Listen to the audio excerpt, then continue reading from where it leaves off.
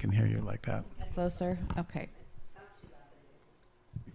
So a grounding technique is something that a lovely woman named Kelly Grimes taught me from a women's empowerment group. And because I didn't know what that was. I didn't even understand that I could get grounded. But she taught me her way, and I ended up creating my own way, whatever intuitively felt right for me. And it has changed over time and gotten easier over time. The more I've practiced it, the words come more smoothly. But I think what I start with in the morning, and this is from Kelly, she said, today is a beautiful day and I choose joy. This is also in Louise Hay's affirmations.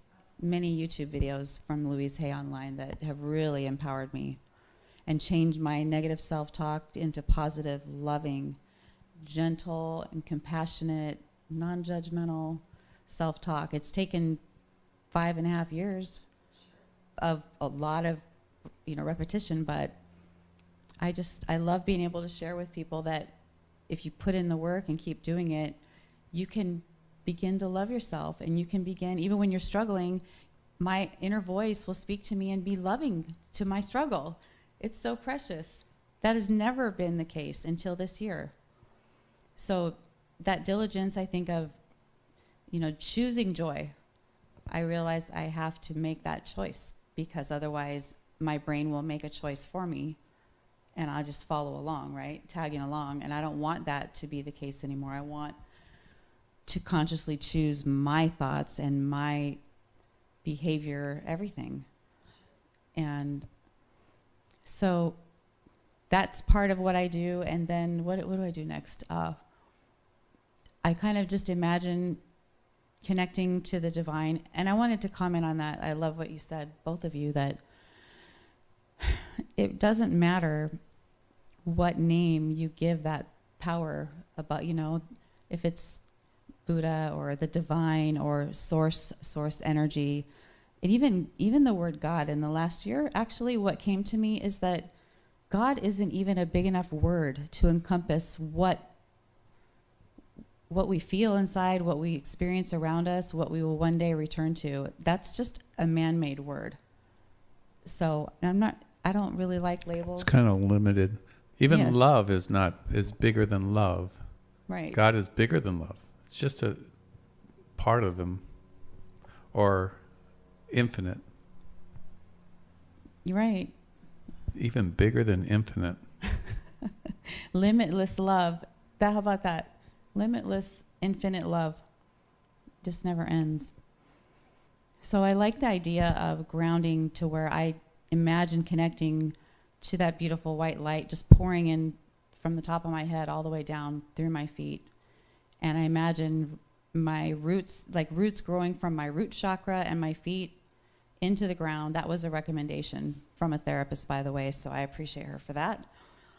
And I just anchor into this beautiful Mother Earth, right? And when I come back up, I bring that same energy up through each of my chakras to align my chakras, align my spine, and from that point, connect. And then I've recently incorporated something new, which I think is really important for me.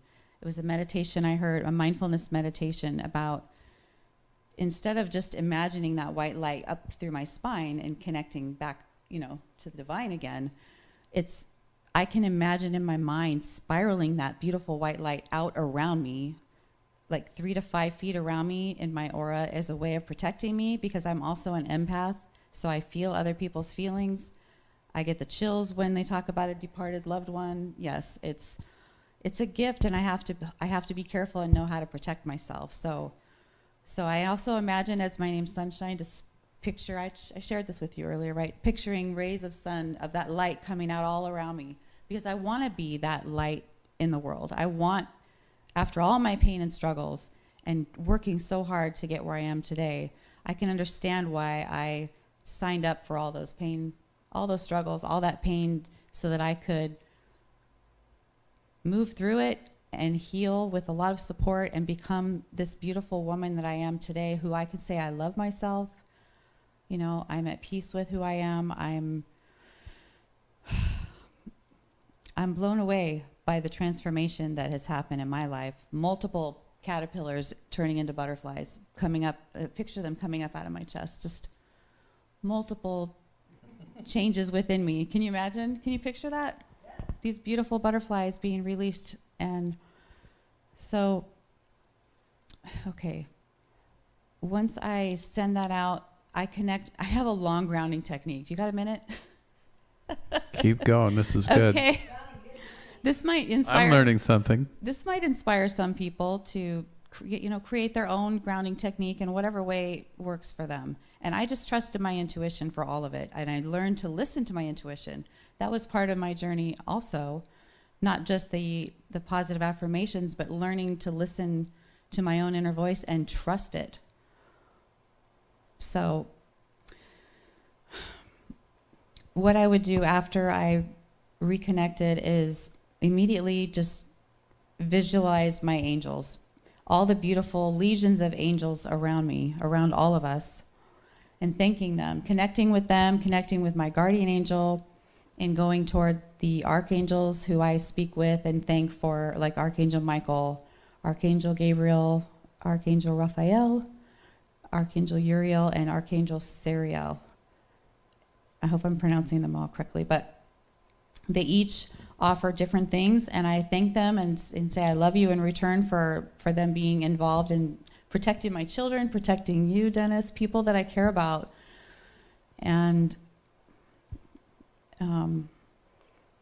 I'm so blessed. I'm just so blessed to know that I'm not alone, because I think most of my life growing up, I don't know if any of you can relate, but I feel like I had lots of people around me, but I still felt alone. And I didn't grow up with God in my home, so I really felt alone. I didn't have any hymns to sing or anything. I didn't know there was something bigger than me. So now, knowing I have angels, I have guardian angels, archangels, I also, when I'm done speaking to my angels, I speak to my spirit guides who intuitively have come to me, and I have about 4 of them, I think, 5 of them. So that's a long story, people. That's a good grounding technique. It's long, but it's getting quicker, because it could take a while. I could get lost in it, but I don't have that much time. It's a beautiful meditation too. It is, actually, yes. It gets me really centered, really peaceful. And talk about intention, setting my own intention, but also connecting my intention with all these other angels. Yeah, the divine, right? And spirit guides. And then I end, my last one is really powerful for me, because I'm a mama bear, and I pictured what came to me was a dark brown bear, and I acknowledge she's a mama bear too. Like one saying mama bear to another mama bear. And she's the one who encouraged me, like I could just see it in my mind. Get up on her shoulders, stand tall, because I didn't feel that way in the beginning. I didn't feel like I could stand tall. And it was like I'm being guided and supported. Stand tall on top of this bear's shoulders and claim who I am. Like I am a sacred, divine, intelligent, conscious, beautiful, spiritual being. And I claim who I am today. I am strong, I am courageous and brave. I'm feisty and fiery as sunshine. I'm fun and playful and